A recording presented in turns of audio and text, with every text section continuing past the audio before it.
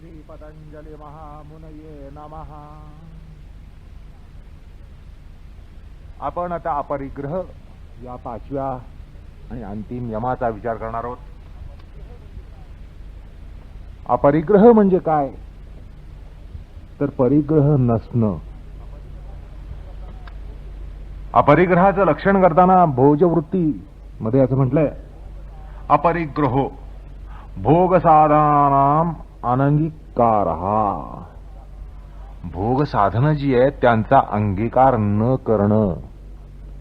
आपले भोगाचे विषय असतात, शब्द स्पर्श रूप रस गंधाचे मोहक विषय असतात, मोहाचे विषय असतात, ज्याबद्दल आपल्याला मोह असतो, ज्याच्यातून आपल्याला भोग मिळतात, सुख मिळतं, आनंद मिळतं. तर या अशा ज्या भोगसाधना साधनं आहेत त्या भोगसाधनांच्या संदर्भात किंवा त्यांचा अंगीकार न करणं, अस्वीकार, अर्थात भोगसाधनांचा अनंगीकार हा अपरिग्रह असल्याचं भोजवृत्तीकार ठरवतात. पण यामध्ये आता हे जे लक्षण हे आपल्याला पटतं, अपरिग्रह असाच असेल, पण थोडं दर्शनशास्त्राची प्रक्रिया लावल्या की असं लक्षात येतं की या ठिकाणी थोडा अतिव्याप्ती दोष आहे. म्हणजे काय असं आहे की हा प्रकार दुर्बल माणसातही संभवतो.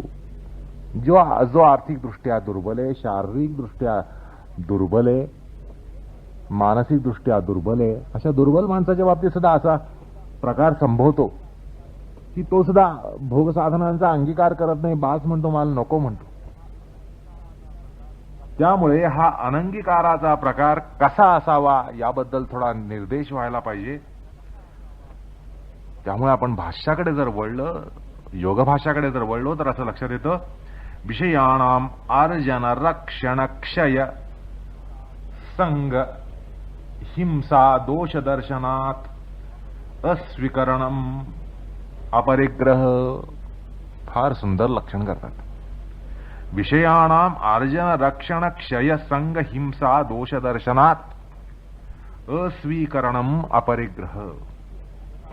म्हणजे ही जी भोगसाधन आहे ज्याच्यामुळे आपल्याला सुख होतं, आनंद होतो, सुख मिळतं, आनंद मिळतो, त्या भोगसाधनेप्रती म्हणजे ती प्राप्त असून सुद्धा अशी भोगसाधनं जरी प्राप्त असली, समजा आता स्वीकार करण्याचा प्रश्न नाही, समजा प्राप्त आहेत, तरी त्यामध्ये अर्जन दोष आहे, रक्षण दोष आहे,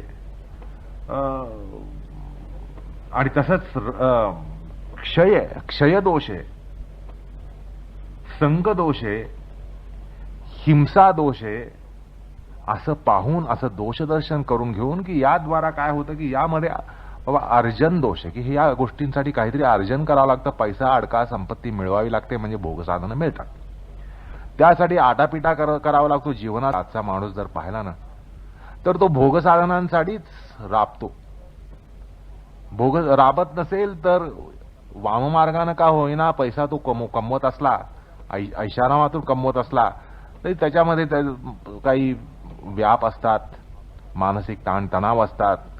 हा उपद्व्याप कसा करावा, कसं लोकांना फसवावं, कशी फसवेगिरी करावी, लुच्चेगिरी करावी, याच्यासाठी सुद्धा माणसाला विचार हा करावा लागतो. एकूण काय तर संपत्ती येणं प्रकारेनं अर्जन केल्याशिवाय काही आपल्याला भोगसाधनं प्राप्त होत नाहीत.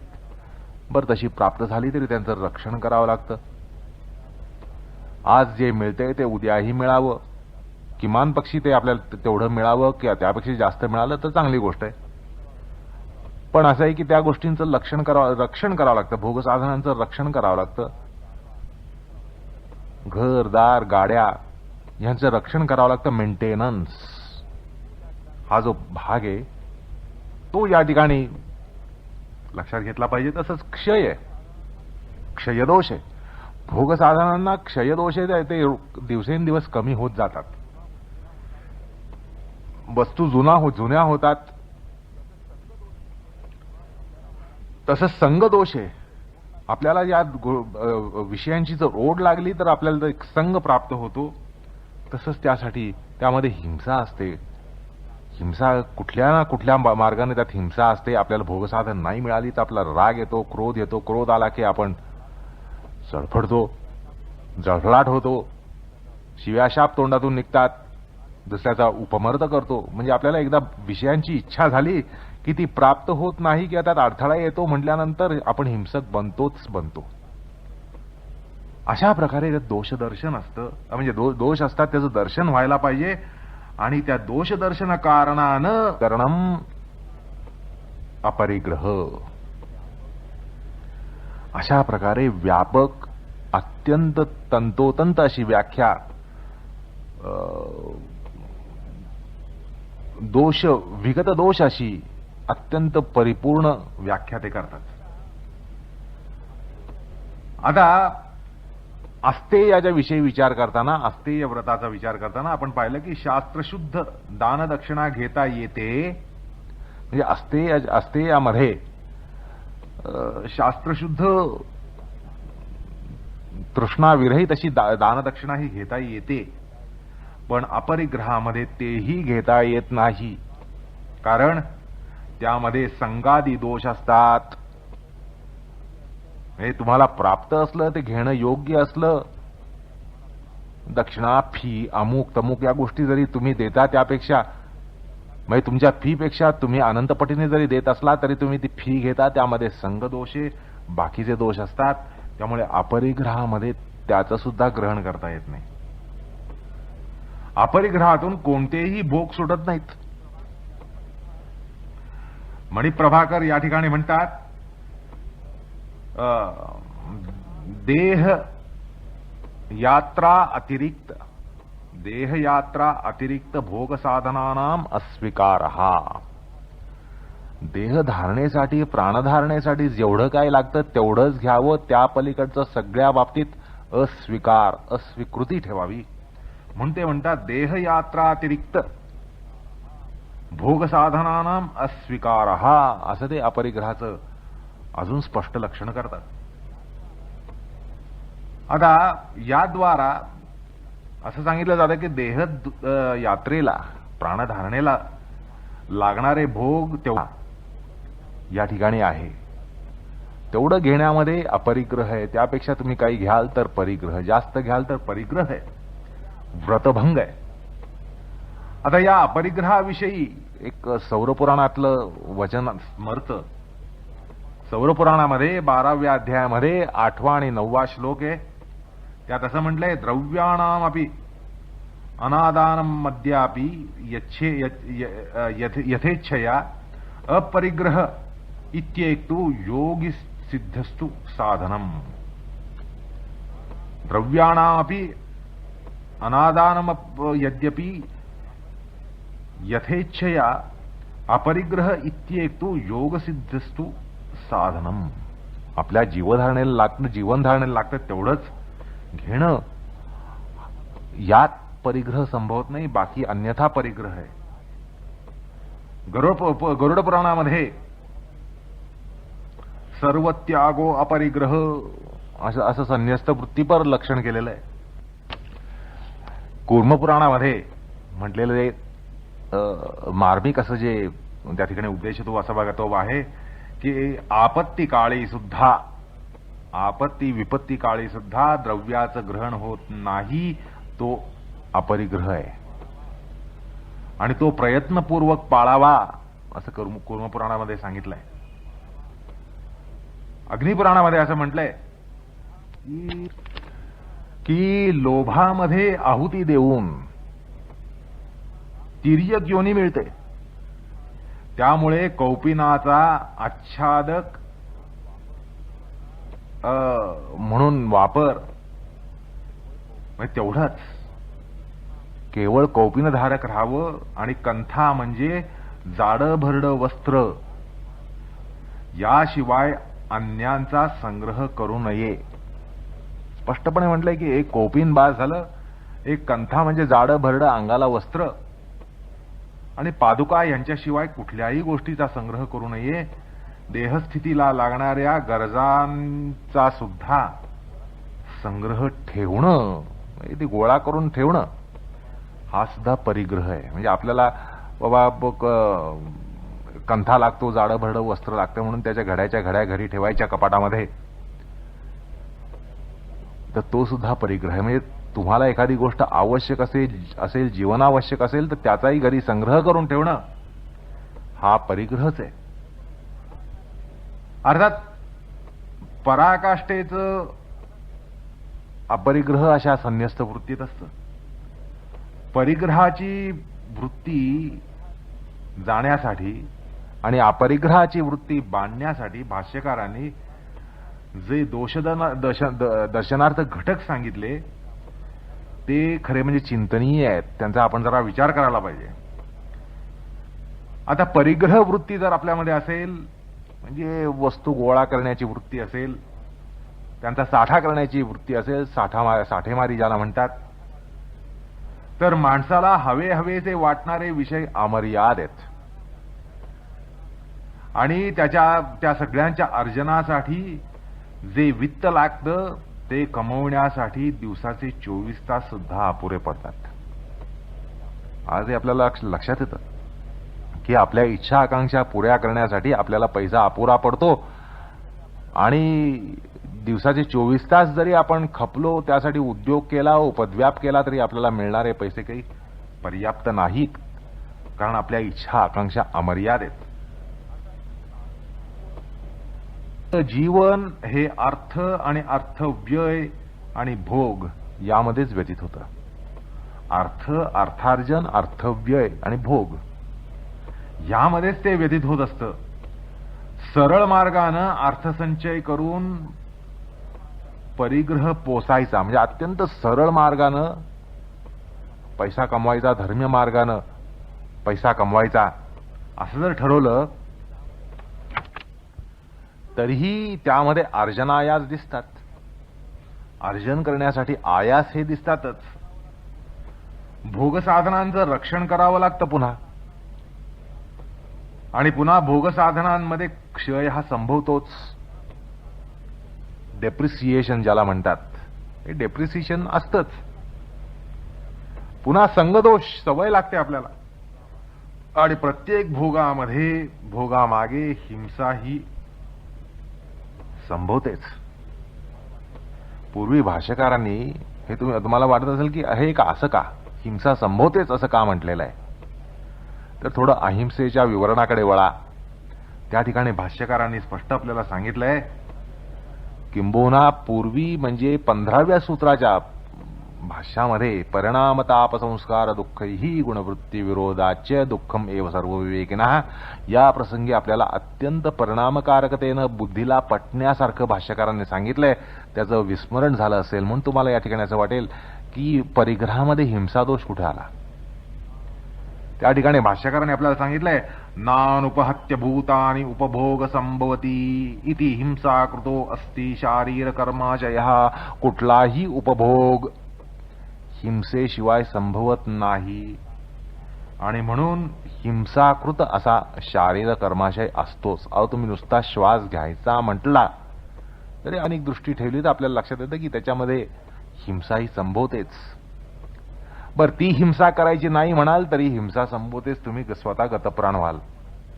नुसता श्वास घ्यायचा, पाणी फळं खायची, यात सुद्धा हिंसा संभवते, आणि ती जर हिंसा तुम्ही थांबवाल तर तुम्ही हिंसा थांबवू शकत नाही. ती हिंसा थांबवाल पण दुसरी हिंसा घडेलच, तुम्ही स्वतःचीच हिंसा करून घ्याल. तर अशा प्रकारे हिंसा ही कुठल्याही भोगात असते म्हटल्यानंतर भोग हे किती कमीत कमी असावेत हा विचार या अपरिग्रह सूत्रप्रसंगी होतो. आणि एक असं लक्षात घ्या की एखाद्याने जर परिग्रहाचा वेढा उचललाच किंवा परिग्रहच करायचा, परिग्रहाचा जर वेढा उचलला की आपल्याला हवे त्या गोष्टी गोळा करायच्या, संग्रह करायचे, तर तो अनेकांच्या सुखावर वरवंटा फिरवतो. त्याशिवाय त्याला संग्रहच करता येणार नाही. दुसऱ्यांच्या सुखावर वरवंटा फिरवून तो स्वतःचा परिग्रह पोचतो. एकाच्या स्वार्थामध्ये अनेकांवर अन्याय होत असतो आणि दुसऱ्याचं भक्ष्य गिळंकृत करणं हाच भोग ठरतो. थोडा विचार केला तर असं लक्षात आहे की दुसऱ्याचं भक्ष्य गिळंकृत केल्याशिवाय आपला भोग होत नाही. शरीर धारणेसाठी आपण आत्ताच पाहिलं की श्वासादी व्यवहारामध्ये सुद्धा हिंसा होत असेल तर भोगांमध्ये होते हे काही वेगळं सांगायचं कारण नाही. भोगाविषयी त्यातला संगदोष दर्शन करणारं एक प्रसिद्ध वचन अनेक वार उद्धृत केलेलं आहे. महाभारतामध्ये आदिपर्वामध्ये असं म्हटलेलं आहे, न जातु कामः कामानुती हवीशा कृष्णवर्त्मेव भूय एव अभिवर्धते न जातु कामः कामान उपभोगेन शाम्यती. कामनाग्नी जो आहे त्याचं शमन हे कामना पूर्तीनं कधीच होत नाही, तर उलट त्याच्यामध्ये अग्नीमध्ये इंधन पडल्यासारखं आहे. हवीशा कृष्णवर्त्मेव भूय एव अभिवर्धते. अग्नीमध्ये जर तुम्ही आहुती द्याल, अग्नीमध्ये जर तुम्ही इंधन टाकाल तर अग्नी पेटणारच. तसं तुमचा जो कामाग्नी आहे त्या कामाग्नीमध्ये तुम्ही काही इंधन टाकाल, कुठली कामना पूर्ती कराल तर त्याचं शमन होत नाही, तर तो अग्नी वाढतो. म्हणून लोभात पापम प्रवर्तते असं महाभारतामध्ये शांती पर्वात सांगितलंय. लोभात पापम प्रवर्तते. लोभ असला की पाप आलंच. ती दुसरी बाजू आहे त्या नाण्याची. लोभाची दुसरी बाजू, त्या नाण्याची दुसरी बाजू म्हणजे पाप. शांती पर्वामध्ये 158व्या अध्यायामध्ये दुसरा श्लोक असं सांगून जातो. एकूण काय तर परिग्रहामागे लोभ मोह हे असतातच. कल्पना करा, लोभ मोहाशिवाय परिग्रह हा होईल का? शक्यताच नाहीये. किंवा क्रोधाने होतो. लोभ क्रोध मोह म्हणजे आपल्याला दुसऱ्या एखाद्या माणसावर राग असतो, क्रोध असतो आणि आपण असं बघतो की त्याला ती वस्तू मिळू नये म्हणून ते आपण स्वतः घेऊन येतो, आपल्या घरी ठेवून देतो. आपल्याला त्याचा उपयोग काडी मात्र नसतो, त्यापासून आपल्याला कुठलाही भोग नसतो. पण तरी आपण त्या गोष्टीचा संग्रह करतो, वस्तूचा संग्रह करतो. का? तर आपल्या शत्रूला ती मिळू नये, आपल्या शत्रूला ती मिळू नये. तर अशा प्रकारे क्रोधातून सुद्धा परिग्रह संभवतो.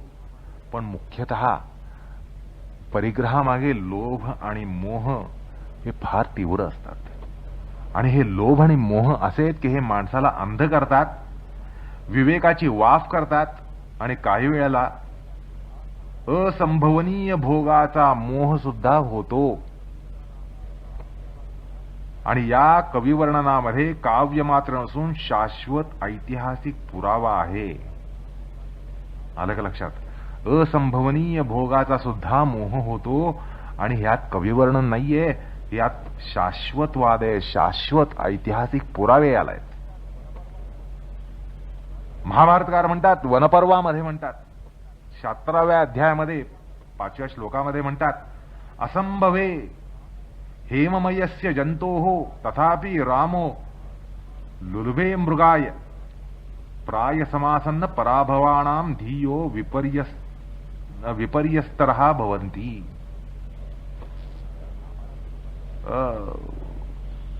रामायणातला तो प्रसंग आहे की हेममय असं मृग त्रैलोक्यात शक्य नाहीये. म्हणजे अशा प्रकारचं हरिण हे शक्यच नाही, त्रैलोक्यात शक्य नाही. पण त्या ठिकाणी सीतेला तसं वाटलं की हा हेममय मृग आहे आणि त्यासाठी तिने हट्ट धरला आणि त्यातून रामायण घडलं. एकूण काय असंभवनीय अशा भोगांचा सुद्धा मोह होतो आणि त्याने काय होतं हे इतिहास आपल्याला सांगून गेलेला आहे.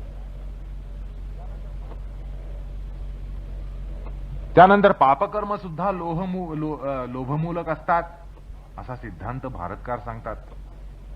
पापानां विद्धि अधिष्ठानम लोभमेव द्विजोत्तम असं वनपर्वामध्ये 207व्या अध्यायामध्ये 58व्या श्लोकात म्हटलेलं आहे. पारमार्थिक किंवा लौकिक सुखाची किल्ली कोणती? कारण शेवटी आपण हे भोग का घेतो? आपल्याला वाटतं आपल्याला याच्यात सुख मिळणार आहे, सुखासाठी आपण भोग घेतो, सुखासाठी आपण संग्रह करतो. पण पारमार्थिक सुखाची किल्ली कुठे आहे हे सांगताना महाभारतामध्ये वनपर्वामध्ये 313व्या अध्यायामध्ये 78व्या श्लोकामध्ये म्हटलंय, लोभम हित्वा सुखी भवेत. ही सुखाची गुरुकिल्ली आहे. लोभम हित्वा सुखी भवेत. लोभ सोडा म्हणजे सुख आलंच. परमादरणीय विदुर हे धृतराष्ट्राला सांगून जातात, नान्यत्र विद्या तपोस नान्येंद्रिय निग्रहात नान्यत्र लोभ संत्यागात शांती पश्यामी ते अनघ. उद्योग पर्वामध्ये 36व्या अध्यायामध्ये 51वा श्लोक आहे. विदुर त्या ठिकाणी धृतराष्ट्राला म्हणतात की लोभ तू सोडून दे. तुला राज्याचा लोभ आहे, तो लोभ सोडलास तरच तुझ्या मनाला शांती मिळणार आहे, अन्यथा तुला शांती मिळणारच नाही.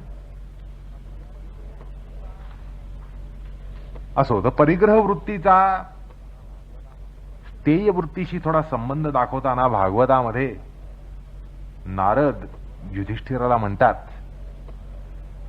अधिकम यो अभिमन्येत स स्तेनो दंडमर्हती. अधिकम यो अभिमन्येत. आपण अधिक गोष्टीची अपेक्षा ठेवणं, अभिलाषा ठेवणं, ह्यातच चौर्य आहे. ह्याच्यातच चौर्य आहे. केवळ तशा विचारामध्ये, धारणेमध्ये, इच्छेमध्ये चौर्य आहे, असं नारद युधिष्ठिराला भागवतामध्ये सांगतात.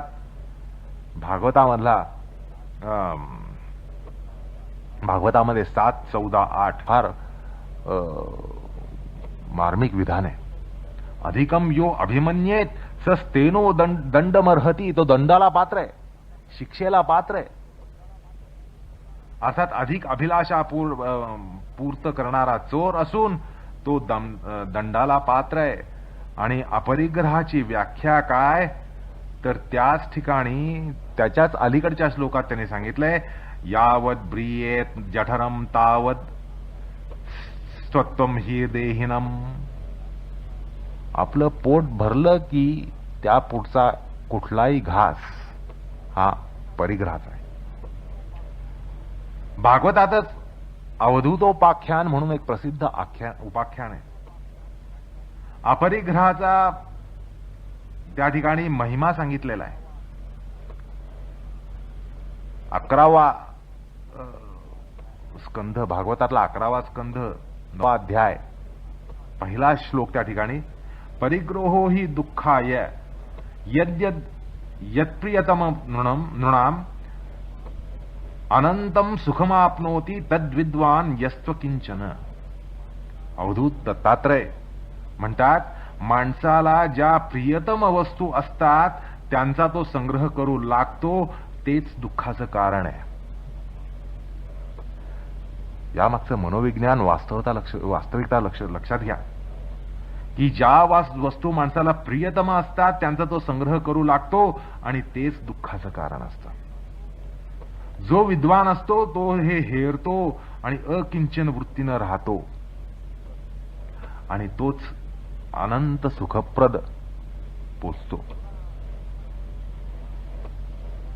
पुन्हा परिग्रहामध्ये दोषविस्तार अशा अर्थाने की यामध्ये परधन हिसकावण्याचा प्रकार असतो.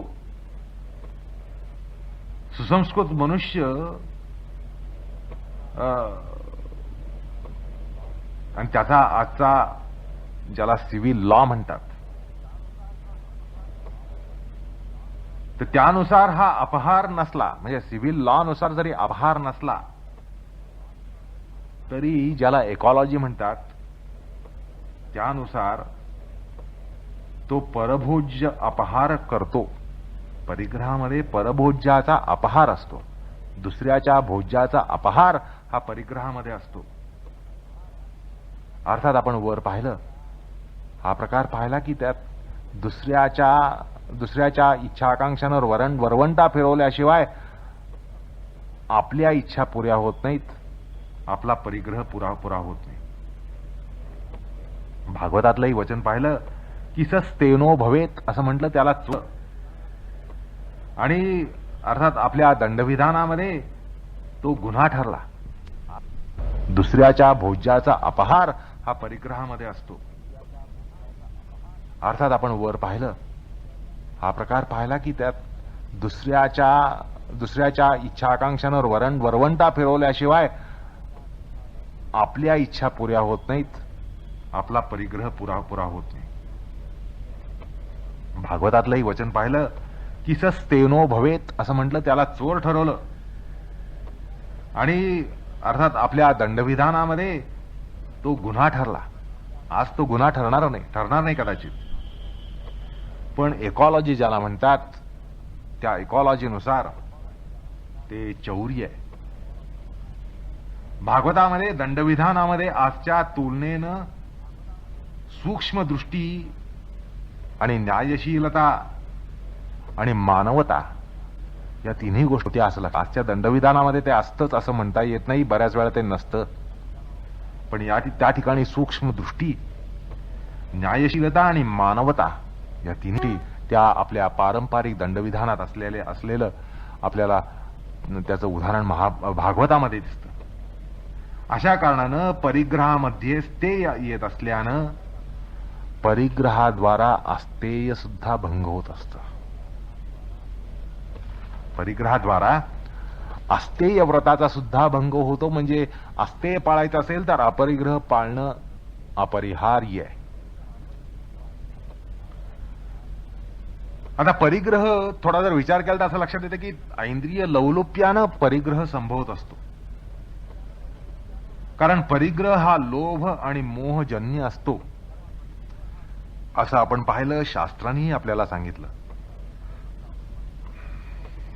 आणि इंद्रिय लौल्य, हे जे इंद्रिय लौल्य आहे मग ह्याचा अर्थ काय, थोडासा आपण सूक्ष्म विचार केला तर त्यामध्ये ब्रह्मचर्याचा सुद्धा तो प्रतिपक्षी आहे. ब्रह्मचर्याचा ऱ्हास हा इंद्रिय लौल्यामध्ये होतो.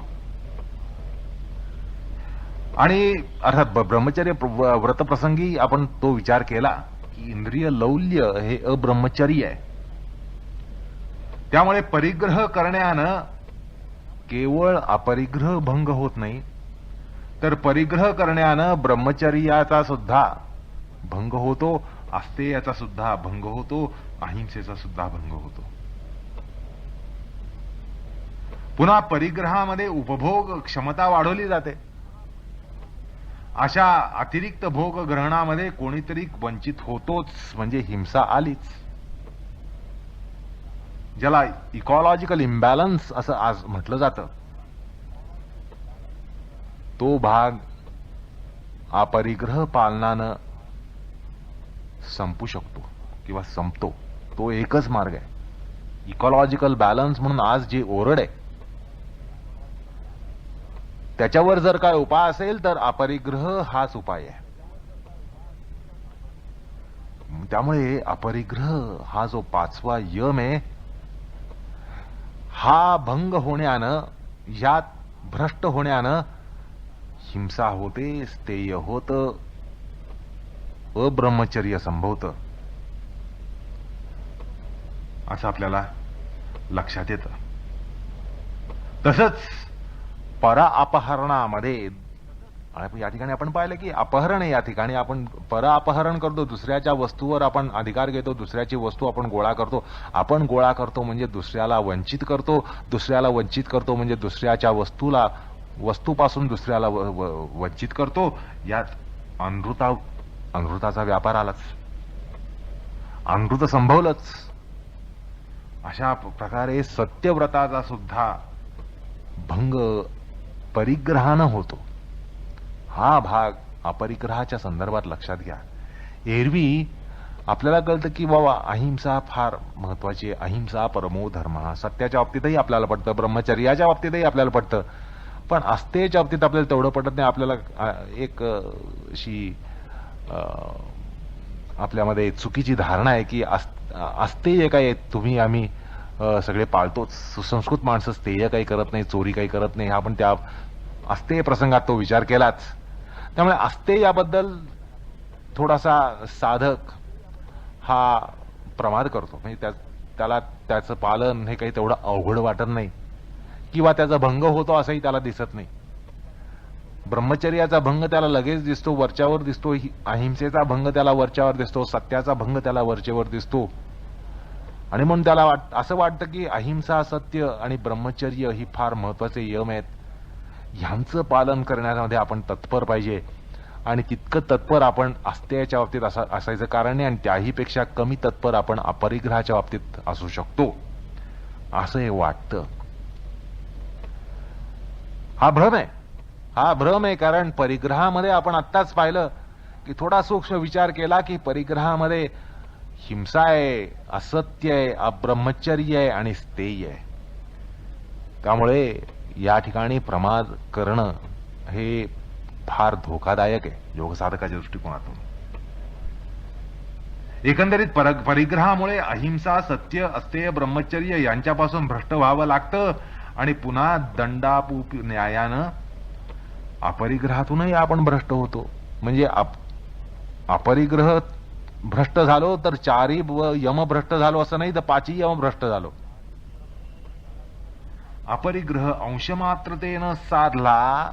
मग आता थोड्याशा दुसऱ्या दृष्टिकोनात असं म्हणता येईल, अपरिग्रह जरी आपल्याला थोड्याशा अंशाने साधला तरी तद्वारा अहिंसा पण साधली, सत्य पण साधलं, अस्तेय पण साधलं, ब्रह्मचर्य सुद्धा साधलं असं म्हणता येतं. हे निर्दोष गणिती निर्णय नाही. ह्यात सरळ सरळ गणित आहे की अपरिग्रहातून जर तुमच्या हातनं हिंसा होते, असत्य होतं, अब्रह्मचर्य होतं, स्थेय होतं, तर अपरिग्रह साधल्यानं आपोआप अनायासे अहिंसा साधते, सत्य साधतं, ब्रह्मचर्य साधतं आणि अस्तेय साधतं. अशा प्रकारे एक हा 5वा यम तसा मार्मिक आहे, फार विचार करण्यासारखा आहे. वरवर पाहता आपल्याला असं वाटतं की फार महत्वाचा नाहीये, ब्रह्मचर्या इतका तर नाहीच नाही, अहिंसे इतका तर नाहीच नाही, सत्यासारखाही नाहीच नाही असं वाटतं. पण हा जरा छुपा शत्रू आहे. परिग्रह हा छुपा शत्रू आहे. तो आलेला आपल्याला कळत नाही आणि तो आल्यावर किती अनर्थ होतो याची पण आपल्याला कल्पना नसते. म्हणून या ठिकाणी शास्त्रकारांनी मुद्दाम हा खुलासा केलेला आहे. आता परिग्रह घडण्यामध्ये हा जो परिग्रह घडतो तो सुद्धा घडण्यामागे एक वर्गीकरण जे आपण इतर यमांच्या बाबतीत पाहिलं तसंच या ठिकाणी सुद्धा आहे. परिग्रह कसा घडतो तर कृत, कारित, अनुमोदित अशा 3 प्रकारांनी तो घडू शकतो.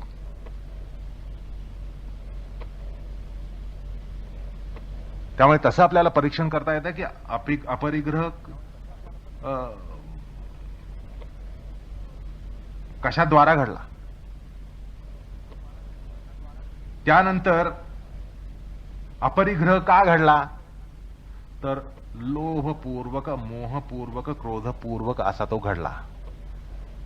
तो लोभामुळे घडला किंवा मोहामुळे घडला किंवा क्रोधामुळे घडला. अर्थात त्यामुळे या ठिकाणी उपदेश असा आहे, ध्वनीत असं आहे की यांच्यावर आपण नियंत्रण आणलं पाहिजे. लोभावर नियंत्रण, मोहावर नियंत्रण, क्रोधावर नियंत्रण म्हणजे परिग्रहावर नियंत्रण.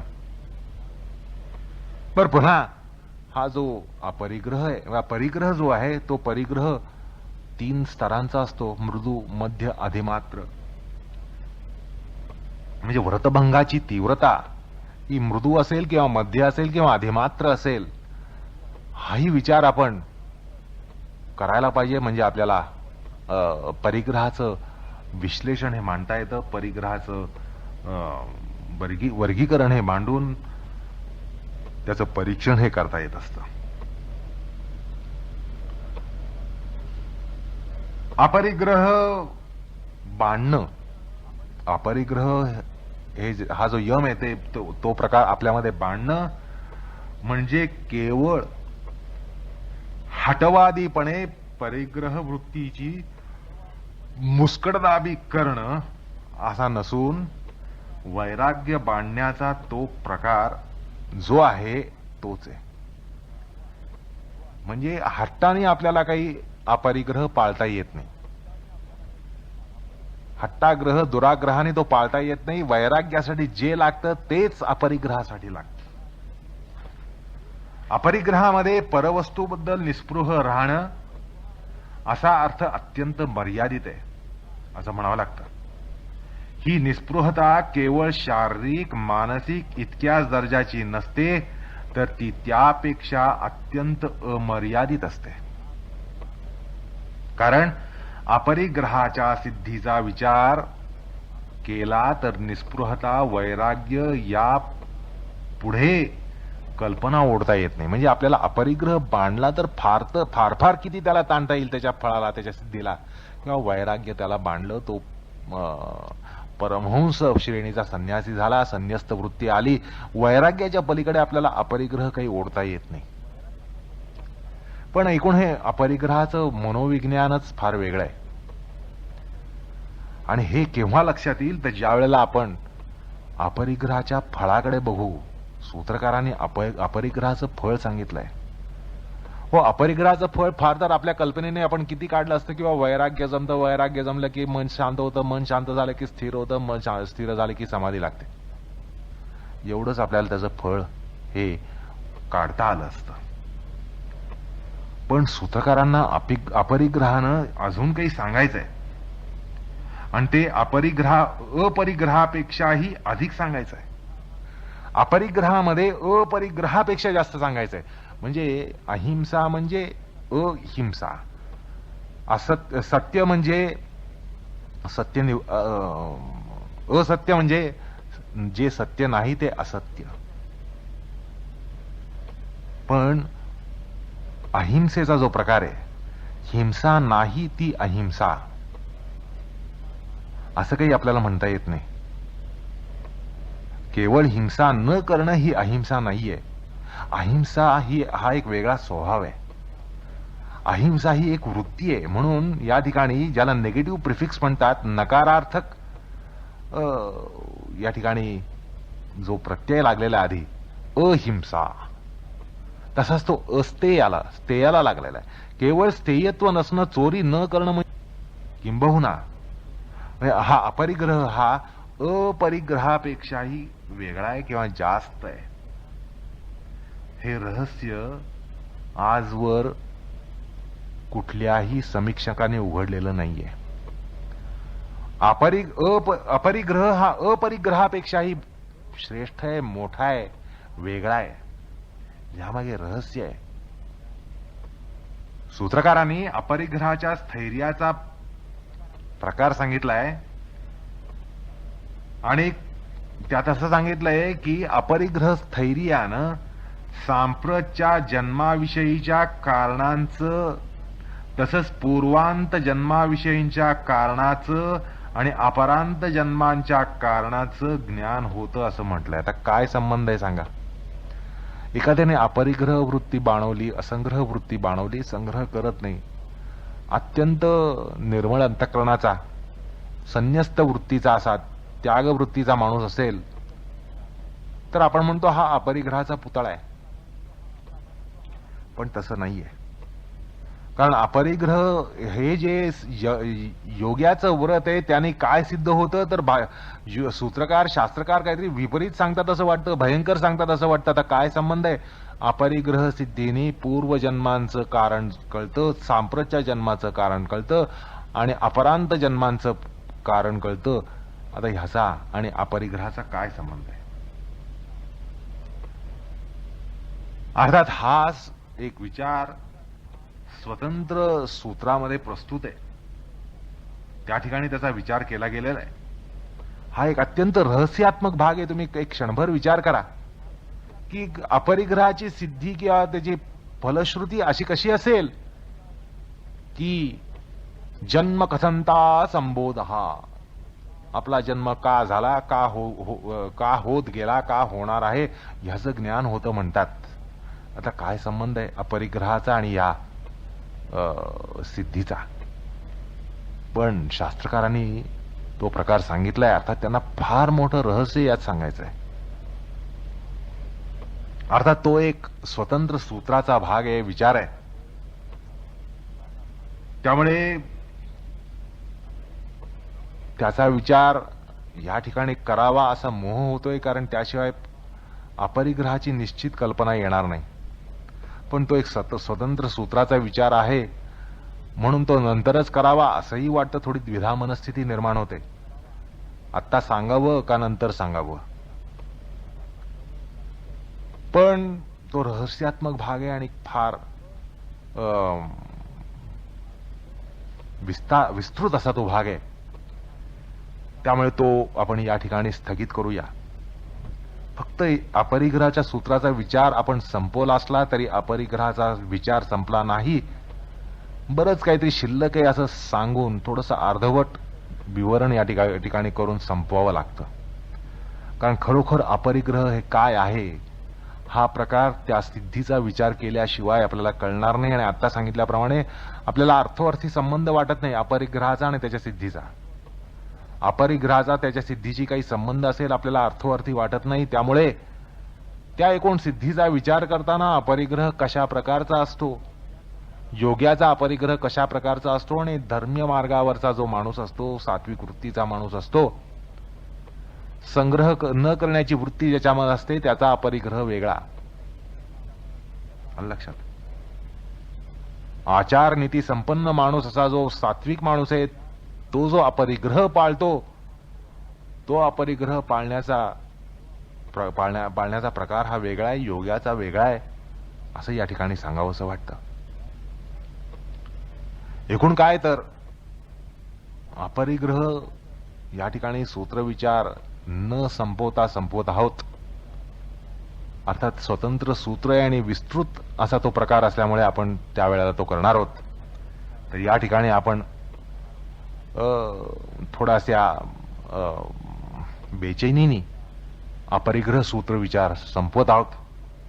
या ठिकाणी 5 यमांचा विचारही संपतोय. फक्त तो संपवण्यापूर्वी एक शेवटचा हात मारावासा वाटतो. तो असा की अपरिग्रह वृत्तीसाठी सुद्धा मनाची शांतावस्था लागते. साधकाच्या संदर्भामध्ये, सिद्धाच्या नव्हे, साधकाच्या संदर्भामध्ये शांत वृत्ती पाहिजे, समाधानी वृत्ती पाहिजे, संतुष्ट वृत्ती पाहिजे. त्याशिवाय अपरिग्रह हा त्याचा स्वीकार होतच नाही. अपरिग्रह वृत्तीचा अंगीकार होऊ शकत नाही. अंतःकरणामध्ये शांत समाधानी वृत्ती पाहिजे, संतुष्ट वृत्ती पाहिजे. त्यामुळे साधकाच्या दृष्टिकोनातून आपल्याला परिपूर्ण विचार करता येतो की या ठिकाणी अपरिग्रहासाठी, या वृत्तींचं सर्जन करण्यासाठी लागणाऱ्या गोष्टी ज्या आपण 4 यमांच्या बाबतीत पाहिल्या त्याच कराव्या लागतात. त्या केल्यानं अपरिग्रहासाठी लागणारं भांडवल हे गोळा होतं. सत्संग, शास्त्रसंग, साधनासंग,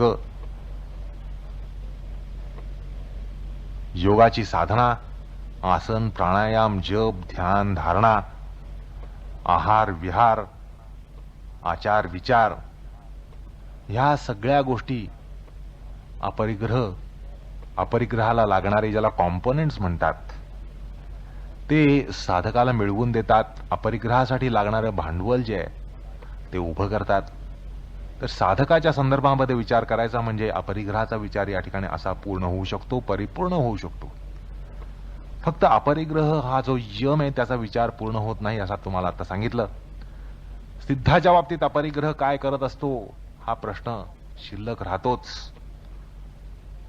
पण तो विचार एक स्वतंत्र सूत्र आहे त्याचा, आणि तोही विस्तृत प्रकरणाचा भाग असल्यामुळे आपण तो विचार नंतर करणार आहोत. तर या ठिकाणी आपण अपरिग्रहाचा साधकाच्या दृष्टीनं परिपूर्ण विचारला आहे अशी आपण स्वतःची समजूत करून घेऊया आणि या यम प्रकरणाची परिसमाप्ती या ठिकाणी आपण निर्देशित करूया.